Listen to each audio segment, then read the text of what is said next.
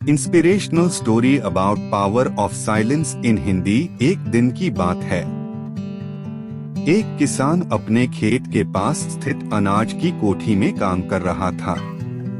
काम के दौरान उसकी घड़ी कहीं खो गई। वह घड़ी उसके पिता द्वारा उसे उपहार में दी गई थी। इस कारण उससे उसका भावनात्मक लगाव था। उसने वह घड़ी ढूंढने की बहुत कोशिश की, कोठी का हर कोना छान मारा, लेकिन घड़ी नहीं मिली। हताश होकर वह कोठी से बाहर आ गया। वहां उसने देखा कि कुछ बच्चे खेल रहे हैं। उसने बच्चों को पास बुलाकर उन्हें अपने पिता की घड़ी खोजने का काम सौंपा। घड़ी ढूंढ निकालने वाले को इनाम देने की घोषणा भी की। इनाम के लालच में बच्चे तुरंत मान गए। कोठी के अंदर जाकर बच्चे घड़ी की खोज में लग गए। इधर उधर यहाँ वहाँ हर जगह खोजने पर भी घड़ी नहीं मिल पाई। बच्चे थक गए और उन्होंने हार मान ली। किसान ने अब घड़ी मिलने की आस खो दी। बच्चों के जाने के बाद वह कोठी में उदास बैठा था। तभी एक बच्चा वापस आया और किसान से बोला कि वह एक बार फिर से घड़ी ढूंढने की कोशिश करना चाहता था। किसान ने हामी भर दी।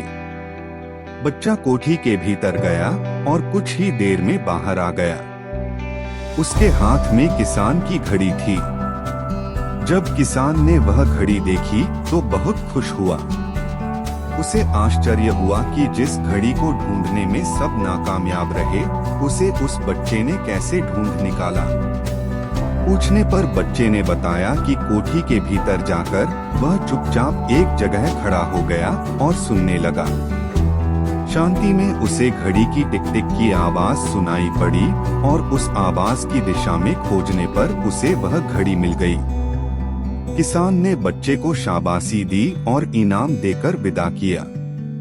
सीख: शांति हमारे मन और मस्तिष्क को एकाग्र करती है और यह एकाग्र मन स्थिति जीवन की दिशा निर्धारित करने में सहायक है।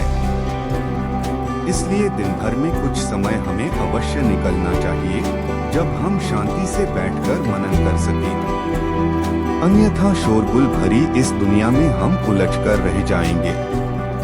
हम कभी न खुद को जान पाएंगे न अपने मन को डोट, बस दुनिया की भेड़ चाल में चलते चले जाएंगे। जब आँख खुलगी तो बस पछतावा होगा कि जीवन की ये दिशा हमने कैसे निर्धारित कर ली। हम चाहते तो कुछ और थे, जबकि वास्तव में हमने तो वही किया जो दुनिया ने कहा। अपने मन की बात सुनने का तो हमने समय ही नहीं निकाला।